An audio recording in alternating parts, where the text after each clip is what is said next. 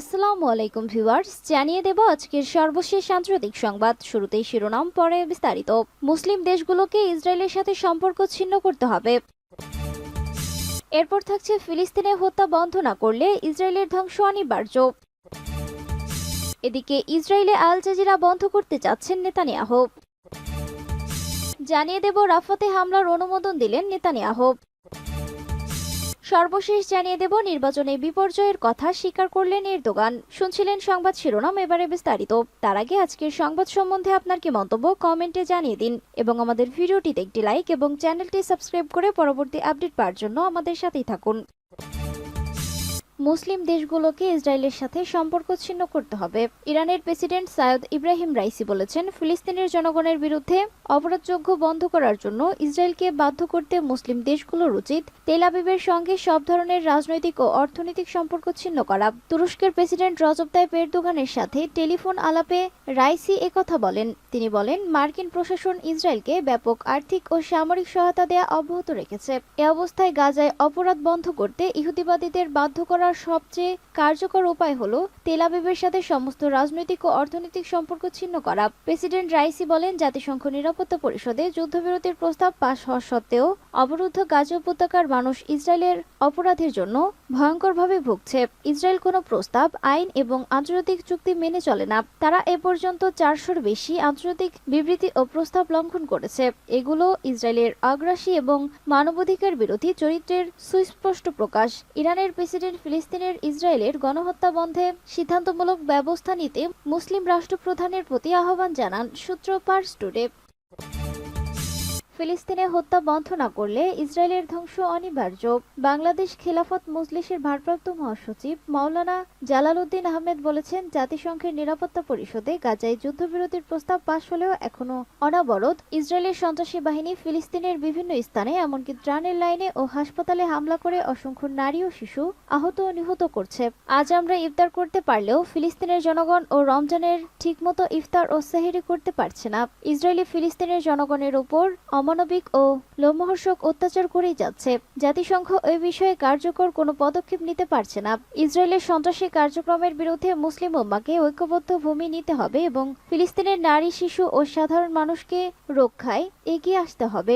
Israeli পণ্য বর্জন করতে হবে। গাজায় মুসলিম হত্যাযজ্ঞ বন্ধ না হলে ইসরায়েল অচিরেই ধ্বংস হবে ইনশাআল্লাহ। সোমবার বাংলাদেশ খেলাফত মজলিস কুমিল্লা পশ্চিম জেলা শাখার উদ্যোগে আয়োজিত আলোচনা সভা ও ইফতার মাহফিলে প্রধান অতিথির বক্তব্যে তিনি এসব কথা বলেন। গৈরীপুরের একটি রেস্টুরেন্ট শাখা সভাপতি মাওলানা আবু ইউসুফ মুন্সির সভাপতিত্বে ও সাধারণ সম্পাদক মাওলানা হুমায়ুন কবিরের পরিচালনায় এতে বক্তব্য রাখেন কেন্দ্রীয় অফিস ও সাংগঠনিক সম্পাদক মাওলানা আজিজুর রহমান হেলাল আর অনেকেই।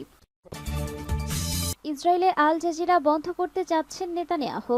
ইসরায়েলে আল জাজিরা বন্ধ করতে চাচ্ছেন দেশটির প্রধানমন্ত্রী বেনিয়ামিন নেতানিয়াহু। তার দল লিকুদ পার্টির এক বিবৃতিতে এমন তথ্যই জানানো হয়েছে। সোমবার আল জাজিরা জানিয়েছে, লিকুদ পার্টির এক মুখপাত্র জানিয়েছেন, ইসরায়েলে আল জাজিরা নিষিদ্ধ করার জন্য আজকে সন্ধ্যায় সংসদ আহ্বান করা হয়েছে। সেখানে পত্রিকাটি বন্ধের জন্য নেসেট সদস্যদের আহ্বান করা হবে। এর অনুমোদনের পর নেতানিয়াহু আইনে নির্ধারিত পদ্ধতি অনুসারে আল জাজিরা বন্ধ করার জন্য অবিলম্বে ব্যবস্থা নেবেন বলেও জানান তিনি। সূত্র আল জাজিরা। রাফাতে হামলার অনুমোদন দিলেন নেতানিয়াহু। আন্তর্জাতিক বিভিন্ন সতর্কতার পরেও শেষ পর্যন্ত দক্ষিণ গাজার রাফা শহরে হামলার পরিকল্পনা অনুমোদন করলেন ইসরায়েলের প্রধানমন্ত্রী বেনিয়ামিন নেতানিয়াহু। রোববার সন্ধ্যায় এক সংবাদ সম্মেলনে এই পরিকল্পনা অনুমোদনের সিদ্ধান্ত নিয়েছেন তিনি। খবর আনাতোলো এজেন্সির। সংবাদ সম্মেলনে নেতানিয়াহু বলেন, আমরা রাফায় আক্রমণের অপারেশনাল পরিকল্পনা অনুমোদন করেছি। এ সময় তিনি রাফাকে হামাসের শেষ শক্ত ঘাঁটি বলে দাবি করেছেন। রাফাতে আক্রমণের কারণে অঞ্চলটিতে বিপর্যয়কর পরিণতির বিভিন্ন আঞ্চলিক এবং আন্তর্জাতিক সতর্কতা বৃদ্ধি সত্ত্বেও এমন সিদ্ধান্ত নিলেন ইসরায়েলের প্রধানমন্ত্রী। সংবাদ সম্মেলনে তিনি আরো বলেন, আমরা রাফাতে প্রবেশ করব এবং হামাসকে নির্মূল করব। এ এটি ছাড়া কোনো বিজয় নেই। মার্কিন প্রেসিডেন্ট জো বাইডেনের বিরোধিতা সত্ত্বেও আমরা শহরে প্রবেশ করব।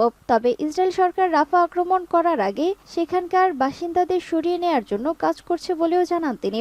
আগের দিন ইসরায়েলের প্রধানমন্ত্রী কার্যালয় ঘোষণা দিয়েছিল রোববার সন্ধ্যায় জেনারেল অ্যানাস্তেসিয়ার অধীনে নেতানিয়াহুর হানিয়ার অস্ত্র পাচার করা হবে। এ সময় দেশটির উপবিচারমন্ত্রী ইয়ারিভ লেভিন অস্থায়ীভাবে প্রধানমন্ত্রীর দায়িত্ব গ্রহণ করবেন।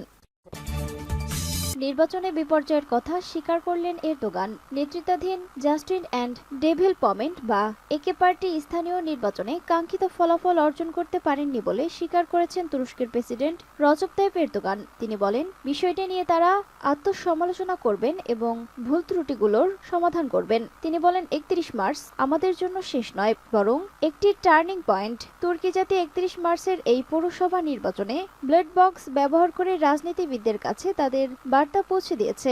দেশব্যাপী নির্বাচনের আংশিক ফলাফল দেখা গেছে বিরোধী দলগুলো বড় রকমের সাফল্য পাচ্ছে। এরপর তিনি তার সমর্থকদের একথা বলেছেন। এরদোগান বলেন, গত মে মাসে অনুষ্ঠিত প্রেসিডেন্ট নির্বাচনে আমাদের বিজয়ের ৯ মাস পরে এসে দুর্ভাগ্যবশত আমরা স্থানীয় ভোটে যেমন ফলাফল চেয়েছিলাম তা করতে পারিনি।